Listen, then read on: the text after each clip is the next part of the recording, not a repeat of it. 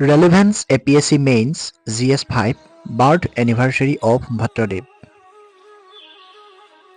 বৈকুণ্ঠনাথ ভাগৱত ভট্টাচাৰ্য নামেৰেও পৰিচিত ভট্টদেৱ 1558 চনৰ পৰা 1638 চনলৈ জীয়াই আছিল আৰু তেওঁক অসমীয়া গদ্যৰ পিতৃ হিচাপে স্বীকৃতি দিয়া হৈছে। শংকৰদেৱৰ ভক্তি ৰত্নাকৰৰ অসমীয়া অনুবাদ গোপালাচৰণ দ্বিজৰ ভক্তি ৰত্নাকৰ কথা ভট্টদেৱৰ ৰচনাৰ পূৰ্বৰ যদিও ভট্টদেৱৰ গদ্যই অসমীয়া সাহিত্যত এক উচ্চ আৰু মৰ্যাদাপূৰ্ণ শৈলীৰ বিকাশত প্ৰভাৱ পেলাইছিল।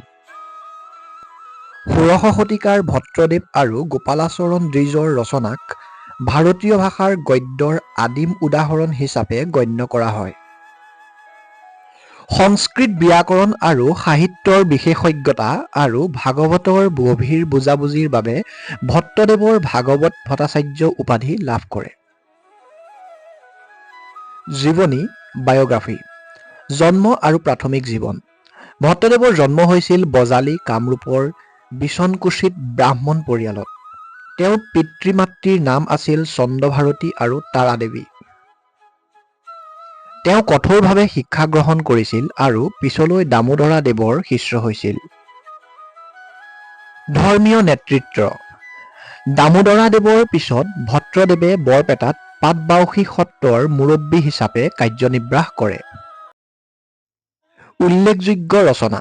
ভট্টদেৱ কথা ভাগৱত আৰু কাহিনী গীতাৰ বাবে বিখ্যাত যদিও সাৰনামালিকা আৰু প্ৰসংগমালা দৰে সৰু সৰু ৰচনাসমূহেও তেওঁৰ নাম বুলি কয়।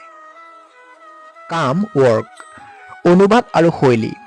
ভট্টদেৱে সংস্কৃত ভাগৱতখন দামোদৰদেৱৰ নিৰ্দেশনাত অসমীয়া গদ্যলৈ অনুবাদ কৰিছিল আৰু তেওঁ গ্ৰন্থখন সাধাৰণ মানুহৰ বাবে সুলভ কৰি তুলিবলৈ চেষ্টা কৰিছিল। তেওঁৰ কথা ভাগৱত মৰ্যাদাপূৰ্ণ আৰু সুষম দুয়োটা দিশতে এক আলোচনামূলক শৈলী প্ৰদৰ্শন কৰা হৈছে।